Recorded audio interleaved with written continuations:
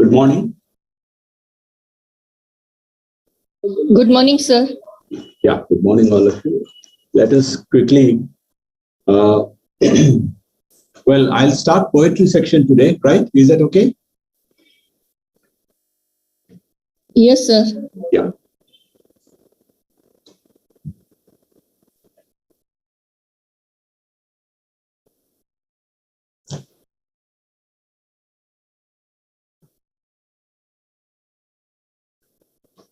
Right.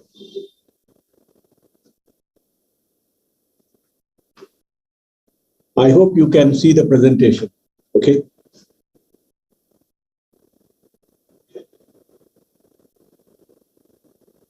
Can you see the presentation? Can anybody respond? Yes, sir. Yes, sir. Right. Now you have two poems of Phyllis Wheatley, right? On being brought from Africa to America, and the other one is on Reverend George Whitfield. Okay, so let us quickly talk about these two poems, and then I'll go to Walt Whitman and then Robert Frost. So you have three poets in this section, unit. Phyllis Wheatley, then Walt Whitman, Robert Frost. Is there any other poet in the unit?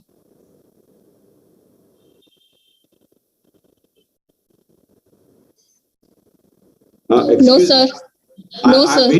No, okay, right. Yeah, just say yes or no, because okay. I'm just waiting for your response. Right.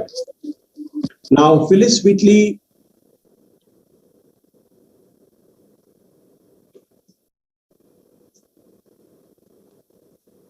(1753 to 1784). The date of her birth is not established because she was sold into slavery at a very young age. So somewhere around 1753. And of course, the date of her death is certain because it's recorded. Phyllis Wheatley. Can you see, do you want me to make it full screen, or can you see this? We can see yes, it. sir. Yes. Yes, sir. Okay.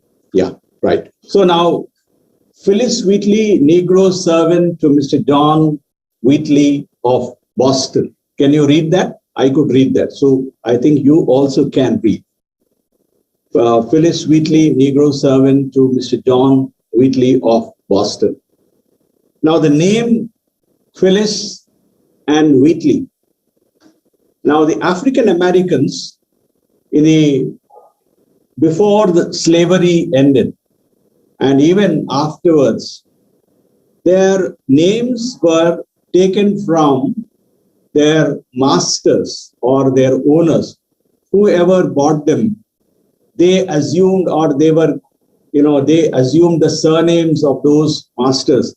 So Wheatley, we don't know what her original name was when she was brought from Africa. The slaves did not have names. So she was given a name.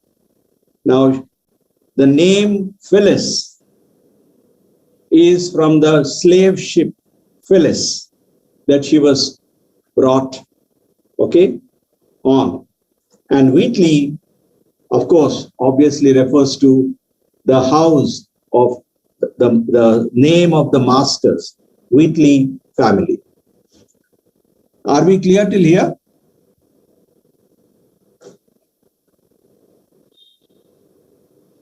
Yes, sir. Now, this is the statue of Phyllis Wheatley in Boston. Boston is in Massachusetts.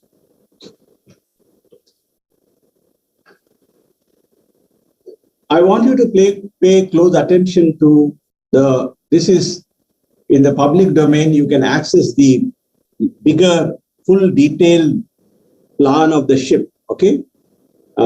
This is from the records. This is the plan of the slave ship. Now, ships, every ship has a name.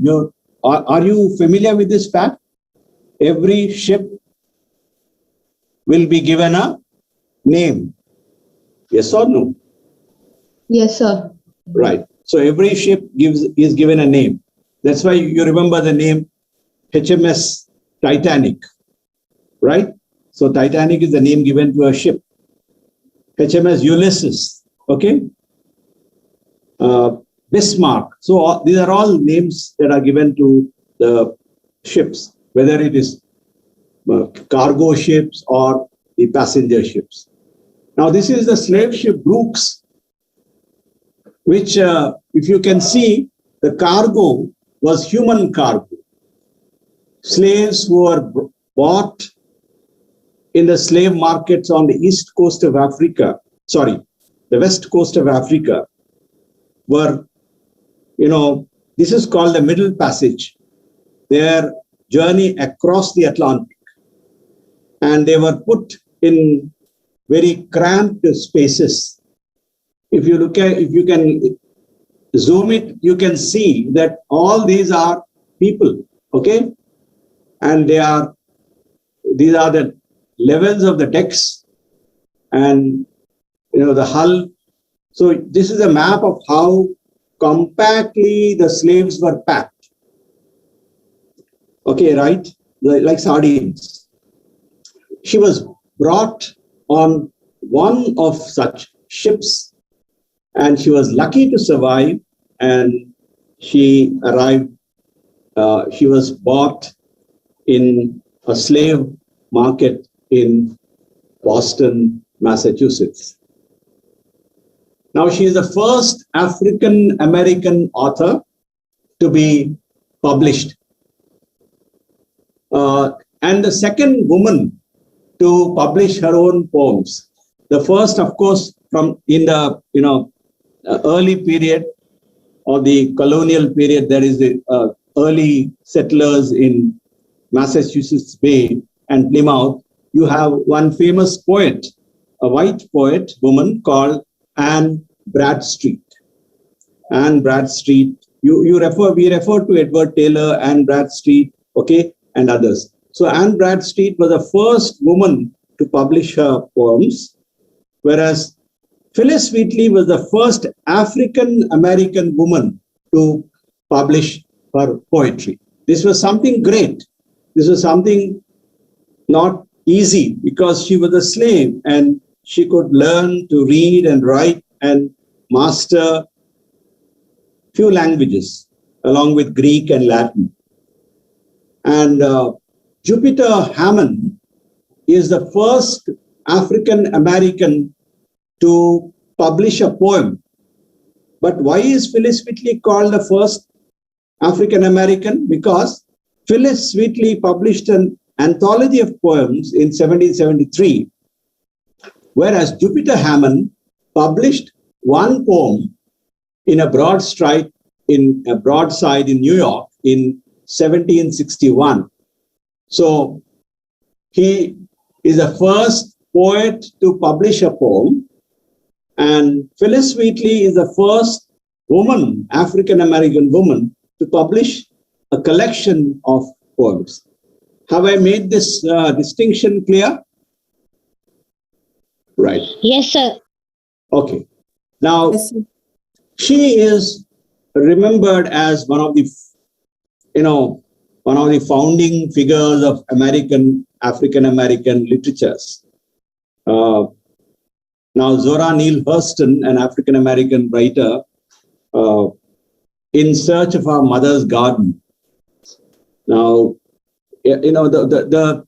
this is an attempt to look at the tradition of writing, literary precursor. So, though her output was little, Phyllis is remembered as the founding figure of African-American literature. Now, there is a very influential, wonderful Norton anthology of African-American literature, jointly edited by Henry Louis Gates Jr. Henry Louis Gates Jr. teaches at Harvard University, along with Cornel West. Both of them together brought out a book called Race Matters. Race Matters. Gates Jr. also has an interesting television series called Finding Roots. He, you can just look up one of the episodes if you want, how he does it. Going back to the archival, sources, and every episode has one important figure from American public life. It could be a senator like McCain, or it could be somebody like Morgan Freeman, or anyone. Okay, their roots and how they have an African connection. So this is a very interesting television serial by Henry Louis Gates Jr. At Harvard. Not much is known about Phyllis Wheatley's early life because she was a slave, and you just need to imagine and understand, try to understand. Maybe perhaps you cannot understand, but try to imagine a situation where somebody is plugged off from one's own community, one's own family, and losing freedom, shackled, chained, and then under very atrocious, abominable conditions is transported to another land, a continent, where he or she wouldn't know the languages, because these African tribes who arrived on the west coast of Africa, there were many trading centers. Okay, Benin is one of them. And there, many tribes, one tribe wouldn't understand the language of the other tribe. So all of them were put together and taken. And when they reached Charleston in North Carolina, Charleston, it had a slave market. And from there, they were taken to different parts of America. So she was born in Gambia, West Africa, and this is the passage across the Atlantic is called the Middle Passage. The first passage would be their villages. They would be captured and brought to the trading center. Now, she was lucky enough. Anyone here familiar with Uncle Tom's Cabin? Okay, no. No, sir. No, right. Okay. Or did anyone here watch a film called 12 Years a Slave? No. Okay. Right. So, to be a slave, and luckily for her, she had very kind, benevolent masters, and she could Mary and Nathaniel, both the children of Wheatley's, they were kind to Phyllis, and she could, at a very young age, she could read Latin and Greek, and also the Bible, Milton, Shakespeare, and many of the neoclassical writers like Dryden and Pope, Alexander Pope. So there's a great influence of Alexander Pope, the neoclassical poet, on Phyllis Wheatley. Now, at the age of 14, she wrote her first poem to the University of Cambridge, Harvard. Now, this is referring to the Harvard College, which later on became Harvard University in New England. What is New England? Anyone here? Do you remember from the earlier classes?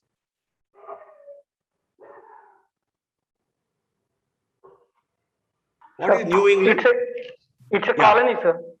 New England is a colony. The Puritans came first. Yeah. Were you there for my earlier classes? Yeah. Please, you need to look at these slides that I am presenting, the New England is the 6 states, okay, or the 6 colonies. They are called the New England colonies. I showed you the map also. Some of you will remember that I showed a map, okay, of New England, because New England is very important because Robert Frost is from New England, okay, and then Walt Whitman is from New England. New England has a very important place in American culture and history. So, okay, so New England, and the first published poem is on the death of Reverend M. George Whitfield, which appeared in a broadside. Broadside is a kind of a magazine kind of thing which is sold. And later it was included in her anthology of poems called Poems on Various Subjects, Religious and Moral in 1773. So the first poem that was published was on an elegy on the death of Reverend Mr. George Whitfield. Well, can you just excuse me for a minute?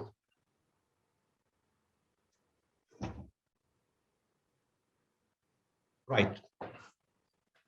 Okay, I am taking the class from my own place because it was too early for me to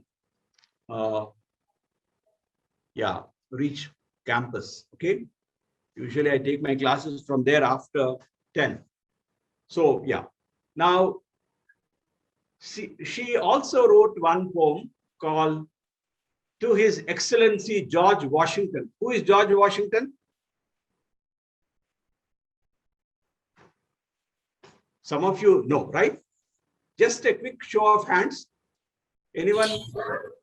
How many of you? Yeah, was first president of USA. Okay, right. So George Washington led the revolution, right? He was a very able general.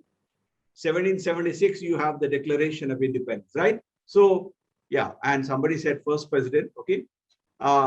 She wrote in 1776 to His Excellency George Washington, and she was invited to Massachusetts to meet General George Washington. And Thomas Paine is a very famous British American, English American political thinker, philosopher, whose Rights of Man is one of the most important documents about freedom, okay, and human rights. So Thomas Paine published the poem in 1776, right? Dear friends, now what can you see on the screen? I can see some advertisement. Are you able to see this stupid advertisement of Zoom? No, sir. Okay, oh, you can only see the presentation, right? Slide. Yes, sir. All right. Yeah, tell me if you see something else, because this says Zoom build forward with confidence, register today, all that blah blah kind of thing. Google doesn't have all this nonsense. Okay. Yeah. Well, and she was manumitted. Manumitted, the meaning of the word manumitted is, what is manumitted? Manumitted means she was given her freedom. She was a freed slave. She was no longer a slave. Are you able to understand this? Now, when you look at the history of America, let me just go back here. Some familiarity with the slave trade is very important. You have the transatlantic slave trade. Okay. Now, just a second. I completely missed this. Just a second. Right. Now, slavery was abolished in 1804 in northern states of United States. Okay. So Northern states would include Boston. Massachusetts also is a northern state. The whole of New England, they are northern states. Southern states would include Carolina, both Carolinas, north and south, and then Georgia, Florida, Mississippi, Tennessee. All these are called the southern states. The southern states were the agrarian states, meaning they were on agricultural economy, whereas the northern states were predominantly industrial later. But slavery was not practiced in the northern states as rigidly as it was in the southern states. Now, what is the time line of abolition of slavery? 1795, the revolutionary government in France, it abolished slavery, but again, after Napoleon assumed the title, he again brought back slavery to protect the colonies. So 1795, France abolished slavery. 1804, northern states in the United States, okay, they abolished slavery. Now, as students of literature, you must understand what do you mean by the 13 original colonies and the Confederate states, the Confederacy. The Confederacy would refer to, in 1861, okay, the southern states said that they would no longer be a part of the Union, because you all know that America is a republic. Republic is it's a consortium of A union of states. A union of states. So they have a right to secede. Right? Right to secede is one of the features of American Republic, meaning any state can declare that it will no longer be a part of America. So the Confederacy refers to the southern states which, declared their independence.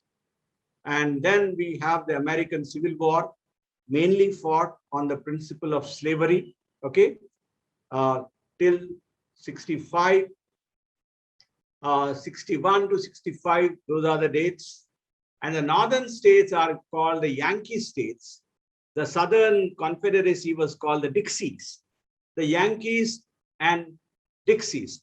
Some of the famous American popular songs which tell us about this whole Civil War. One is Yankee Doodle went to town riding on a pony, stuck a feather in his cap and called it macaroni. Okay. Now, and Johnny comes home marching. Okay. Hurrah, hurrah. This is another Southern song. And as I said, gone are the days when my heart was young and gay. This is another song. And very importantly, My Old Kentucky Home is the song of the South. The sun shines bright on my old Kentucky home. It's summer, the darkies are gay, the corn tops ripe and the meadows in the bloom, while birds make music all the day. The young folk roll on the little cabin floor, all merry, all happy and bright. By and by, half time comes knocking at the door. My old Kentucky home, good night. So they're all in the public domain. You can listen to them on Spotify. And one thing that all students of literature must listen to is, Oh, beautiful for spacious skies and amber waves of grain. Oh, beautiful, the spacious skies and amber waves of grain. Now, in Britain, 1833, it was outlawed but in the British Empire. 1833, slavery was abolished. 1865, slavery was completely abolished in America. Okay. Right. Now, this is what I wanted you to know. Well, now she was freed. She was a free woman now, no longer a slave. And she married another free black grocer called John Peters, but he got into trouble and he was imprisoned. So Phyllis Wheatley's life was really sad. Though she was very famous, she suffered miscarriages, and children died. Okay, and she was in ill health and she died poor. And in her poetry, you find the classical, that is Greek and Latin, neoclassical, that is the 18th century British neoclassicals, Dryden, Pope, and others. And also there is an African element in her poetry, which scholars identify the references to the moon and the sun and the seasons. Scholars read the African influence on her poetry, though it is like a memory to her. And also, of course, because she was brought up as a Christian, there are biblical influences. And it's generally an understanding that Phyllis Wheatley did not write about the slavery, but though she was very enthusiastic in supporting the revolution. We all know that her poem on George Washington. She opposed slavery, and she wrote a number of letters to people in about freedom and how slavery is so inhuman.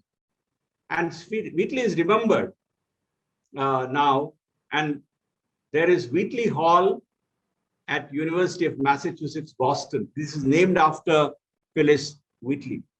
Okay, now this is about the background. Okay, now do you have the poem with you? Right? Please refer to the page number, one of you.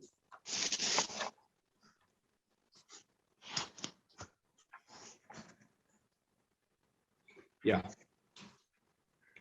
Can anyone read it? It's a small poem on being brought from Africa to America.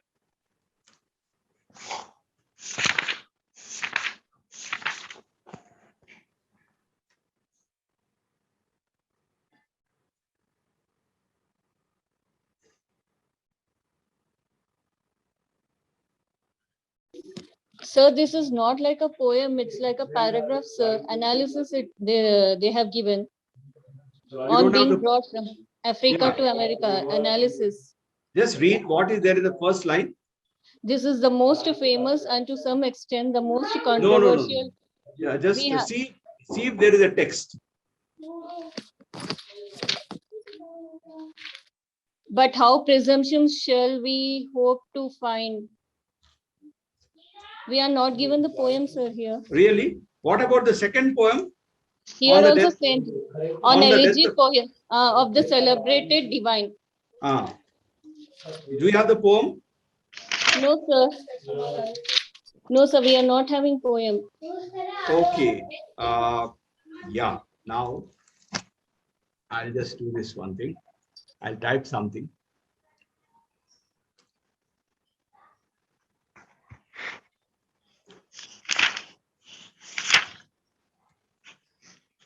I refer to this site, just a second.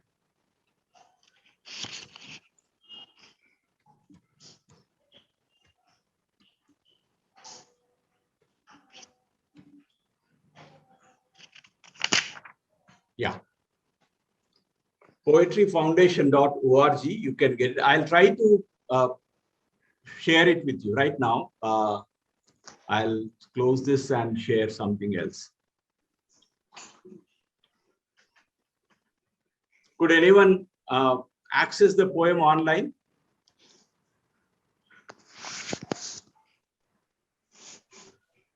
I have the I can put it. I'll put it right.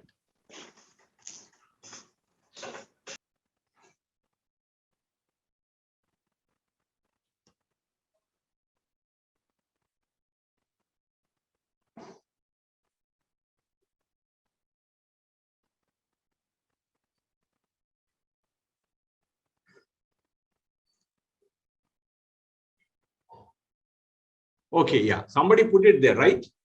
Okay. Who is this? Yes, sir. Yeah. You can read it now. Oh God, it's gone. Okay, no, I'll put it, no problem. Yeah, stop sharing. Yeah, okay, read it.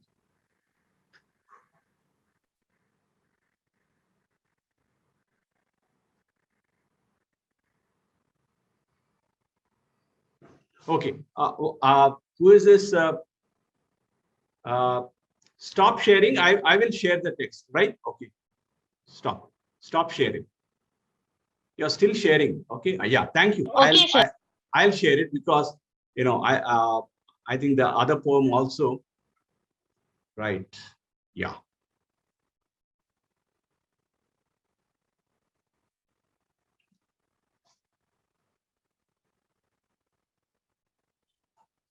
Can you see this? Yes, sir. Yes, sir. Okay, right. Yes. One of you please read it. First one is the poem. Second one is the second poem. Yeah. It was. Will anyone Can I read it? it, sir? Yeah. Go ahead. Read it. 'Twas mercy brought me from my pagan land, taught my beneath soul to understand that there's God, that there's a savior too. Once I redemption neither sought nor knew, some view our sable race with scornful eye. Their color is a diabolic dye. Remember, Christians, Negroes, black as Cain, may be refined and joined angelic train. Thank you, ma. Is it somebody who read it just now? Sir Perlin, sir. Pardon? Perlin, sir. Perlin. Okay, Perlin. Right. Thanks, ma. Now, this is a very short poem, but much anthologized poem. I'm sorry for this. I could have put it on a slide, but I thought your material has this poem anyway. It was mercy. Now, these are written in rhymed couplets like land stands to new, I, thy, cane, train. Okay, the end rhymes. Couplets, because this was how the neoclassical poets were writing. Pope, Dryden, and others. This is a short poem about on being brought from Africa to America. See, generally, when you are uprooted, there is pain, right? There is agony. There is suffering. But how you look at your separation from your native land it depends upon the context of separation. See, when somebody goes as a refugee, okay, or goes seeking an asylum, for them, leaving the home is nevertheless painful, but there is nothing that they can do about it. Now here, there is no, outwardly, there is no pain here. And the journey is seen as something happy, as an act of God's mercy, right? So it was mercy brought me from a pagan land. Historically speaking, it would be very, very difficult to understand the sentiment expressed by Phyllis Wheatley here, because as I was telling you, the middle passage or the transition from West Africa to America was a terrible, terrible experience. Many died. Most of the cargo, quote unquote, the human cargo perished and they were dumped into the sea. There was sickness. Okay. So there was squalor. and people did not even know that somebody died among them because they were so closely, packed. And so these terrible circumstances of travel, Phyllis Wheatley, what could be her reason? Is it ironical? Is she being ironical? It's something that you need to understand. And just a second, let me put it here. Can I chat here? Right. Are you familiar with this director Spielberg? Yes. Okay. There is a wonderful film he made about the historical ship, slave ship called La Amistad. Amistad is the name of the Spanish slave ship, which somehow came to the American shores because the crew, the slaves there revolted. And this was a great, one of the important episodes in the history of slavery. Those of you who can have access to this, you can watch it. Steven Spielberg's Amistad. But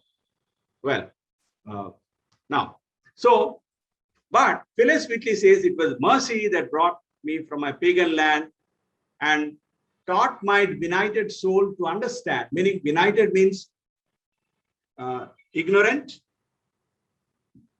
without light, to understand God.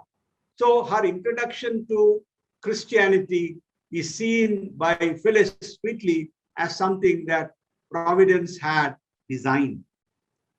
And there is a savior too, okay? Once I redemption neither sought nor knew, meaning I was ignorant. And then if you look at these lines closely, she says, some view are sable. Sable means dark. Sable means black. Sable. Some view our sable race with scornful eye. Now, frankly, tell me, are we color conscious or are we racist?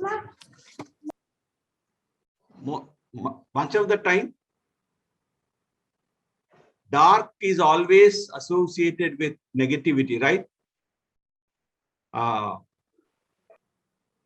We always look at the matrimonial columns. What do they always look for? Matrimonial columns in the Hindu. Wanted. Fair. So black is something considered to be negative, and that's there. I mean, that's something people try to hide their blackness, try to be apologetic about their children who are black. Okay, and this is a terrible ideology. But some view our sable race with scornful eye. What happened, dear friends, was that how did they justify slavery?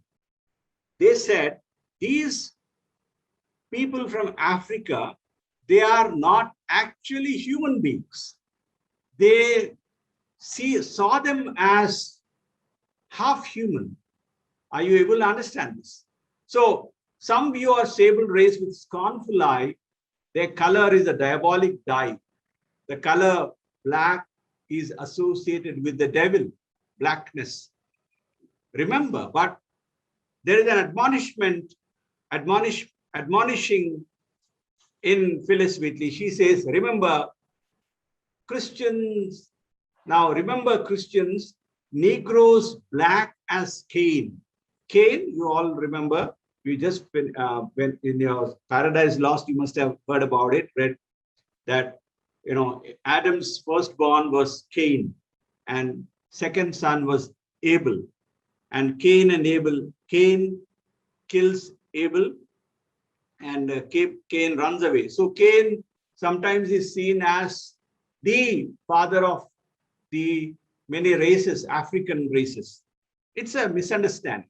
So Negroes, black, and see, everything that is negative was imposed upon the Africans. Okay? Black as Cain may be refined. Okay? Well,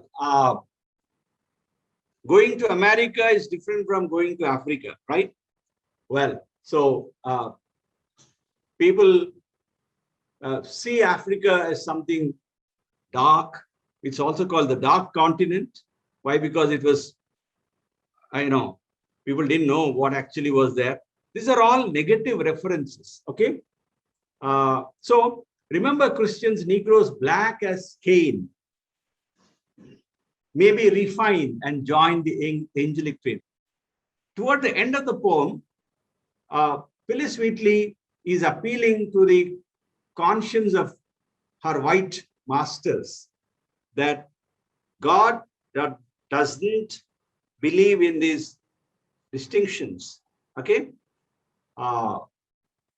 And St. Paul in his epistle very clearly mentions it, that there is neither a Jew nor a Gentile, okay? There is neither a master or a slave, neither woman or man, okay? So there is an equality. There is this equality in Christ. So she is appealing to that principle of equality in this poem. So this is a very short poem, my friends.